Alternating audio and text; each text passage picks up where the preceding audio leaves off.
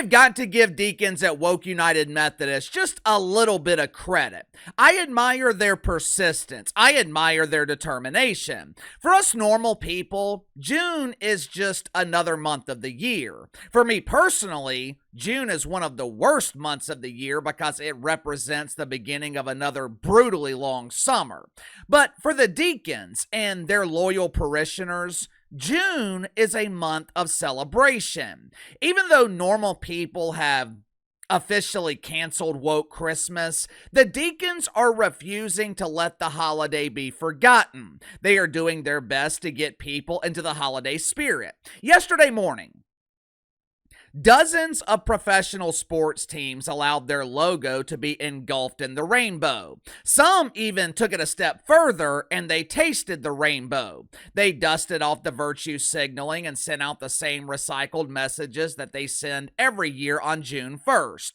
For example, the NHL reiterated the message that hockey is for everyone. Yeah, that's great. The problem is, the NHL can't get anyone to watch this dump of a league. Even semi-professional teams tasted the rainbow. The WNBA, the dump of dumps. They started their celebration of Wiener yesterday with a passionate lecture on inclusivity. Proud, powerful, unstoppable. Even though this trio of adjectives cannot be used to describe the complete lack of skill in the WNBA, our league is proud of our pride. We celebrate our lack of authenticity. We celebrate strong female voices and deeper feminine voices like Bob Griner. But more importantly, we celebrate inclusion. The WNBA is for everyone except Caitlin Clark fans. The Deacons have ramped up their efforts this year to revitalize the celebration of Pride. My inside sources, they are telling me that the Deacons are very angry, they're bitter, they're downright indignant because normal people have essentially canceled Woke Christmas. Christmas isn't supposed to be canceled in June, it's supposed to be canceled in December. Corporations have pulled their funding, resulting in millions of dollars in losses. Celebrations of Wiener across the country have been canceled. With that being the case, it's not enough that teams like the Washington Catapults in the NHL or the Cowardly Lions in the NFL, it's not enough that they allowed their logos to taste the rainbow. The virtue signaling is not enough. The Deacons need something tangible. They need to give disappointed identifiers a reason to celebrate. They need something or someone that can be used as a sign of progress. Something tangible that proves pride can never be broken. Pride may come before the fall, but the fall comes before the resurgence. Enter A.B. Hernandez. If you were following the channel last summer, I'm sure you have fond memories of AB. One of the things Uncle Casey enjoys the most about Woke Christmas, it always provides plenty of nostalgia. I mean, who could forget the time that Leah Thomas, formerly known as Will? Who could forget about the time that Leah utilized the God-given propeller, which was conveniently concealed in their tuck-friendly bathing suit, and dominated Riley Gaines to win the NCAA championships in swimming? Those were the good old days. Luckily, A.B. Hernandez is providing us with new memories in the People's Republic of California. Last year, or it might have even been last month, Abby dominated the state championships in women's track and field. And this year, A.B. has the same dream. Matter of fact, A.B. once again accomplished the dream by winning 2 gold medals in the People's Republic. There was just one problem, one tiny problem. Unlike last year, when parents in the People's Republic sat idly by and allowed a biological male to take away opportunities from their daughters, this year, parents decided to take a stand. But that's okay. Because Gabby Newsom was prepared. Anyone who had a problem with A.B. Hernandez taking away opportunities from young women, they were welcome to express their displeasure outside the gate. They damn sure were not allowed to express displeasure inside because the People's Republic, they had the cops remove them from the premises.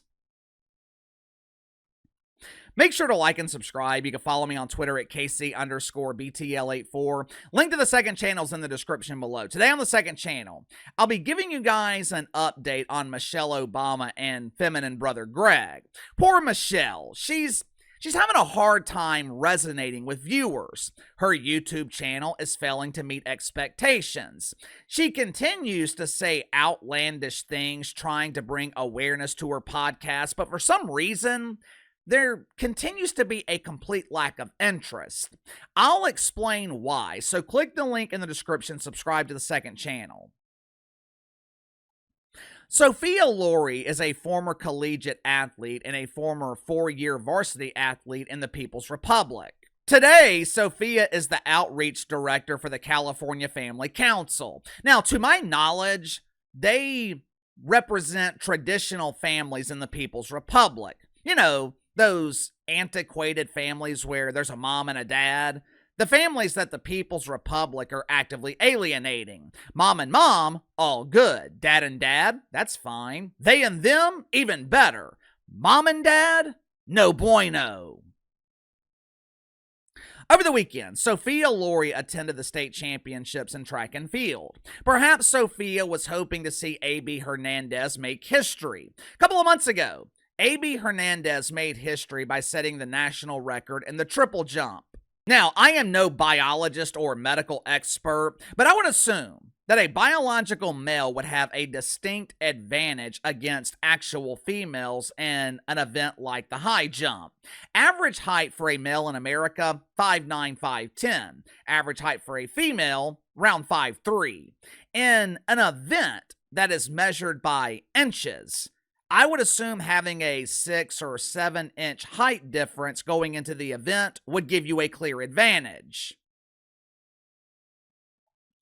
Over the weekend, Sophia Lory was in attendance hoping to witness history. Unfortunately, she was not allowed to witness this historic event because organizers called the police. The same police that the People's Republic attempted to defund 4 or 5 years ago.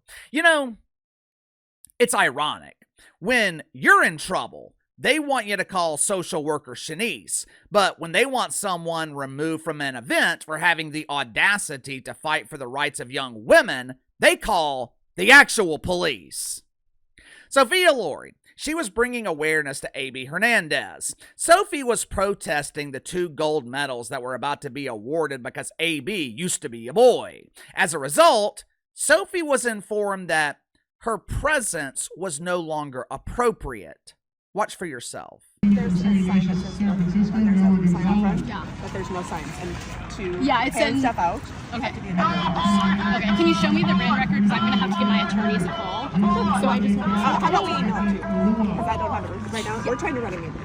Yes, but these are all taking, these are all distractions right now. I know. And I know what you're saying, and I just with you. Yeah, I just need to make sure it's already in writing right now, and it's not something that's stuck in. Champion, a junior from Shasta, Maine. He shot 23-10 and 3/4 this year. Kosi Iwala. Jumping next, the best 23.5. Senior from Chaminade, Matthew Browner. Oh, you have my contact info? Please exit. Or we're asking you. No, I know. I just want to make sure I have my stuff. Do you want me to give you the card, or do you want me to? Okay, yeah. And it was a current meet decision to not. We never allow it if you're not a member. Okay, even if it's free. Okay, thank you. And what was your name again? Please exit. I'm sure you just heard the other parents protesting. I'm sure you heard a proud father yelling, "No boys and girls sports." Why is this so difficult to understand? No one is saying that A.B. Hernandez can't compete in track and field, but A.B. Hernandez should not be allowed to take away opportunities from young women. It's really that simple. Let me tell you how ridiculous this event was in the People's Republic. By some miracle, a young woman actually defeated Abby Hernandez in the long jump event. It prevented Abby from winning a third gold medal this weekend. In the long jump event, Abby Hernandez finished second. But when the People's Republic was awarding the medals, there were two kids occupying the podium at second place, Abby Hernandez and the young woman who was the real second place winner. I am no expert in track and field, but I'm pretty sure there can only be one winner for each position. There's first place, second place, third place. I have never seen first place, then second place A, and second place B. But for some reason, the People's Republic awarded two kids with second place. Why? Well, technically, Abby Hernandez was the real second place winner, but because Abby used to be a boy, the People's Republic also awarded second place to the girl who actually deserved it. What the hell are they doing? Why are they going through so much trouble to accommodate one kid? Like I always say, I don't blame Abby Hernandez for this. Abby Hernandez is a child. One thing I have learned about teenagers since I've been responsible for raising one thing I have learned about teenagers, they are going to get away with what you allow them to get away with. Abby Hernandez should not be blamed for this. Abby Hernandez's parents are responsible, but most of the responsibility, it falls on the People's Republic of California for continuing to allow this to happen. And look, it's not just the People's Republic. Something similar happened in Washington this weekend. Veronica Garcia won the gold medal in track and field. Parents were outraged because Veronica has something in common with AB. They shared a gender at birth, and they share a chosen gender as teenagers. A young woman named Lauren Matthew was the real winner of this event. Unfortunately, the state of Washington, they gave Lauren the silver medal and gave Veronica the gold medal. Listen to the response from the crowd during the medal ceremony. Watch it for yourself. Second place, Lauren Matthews. And first place, your 2025 winner, in a time of 55.70 from East Valley of Spokane, Veronica Garcia.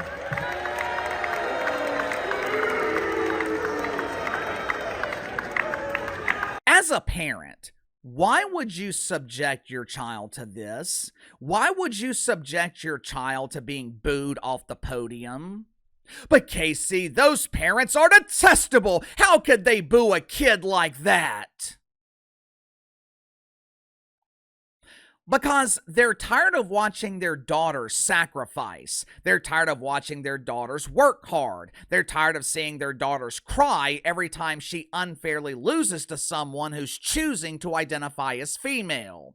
I don't blame the parents for booing. Parents have been trying for years now to stop this, but the Deacons keep pushing and pushing and pushing, and this is the end result. A kid being booed off of a podium they don't belong on. Give me your thoughts on this. Parents, supporters, they are escorted out of the state championship in California by the same police California wanted to defund. Kid in Washington is booed off the podium after receiving the gold medal. Sound off in the comments below. I'll see you guys later.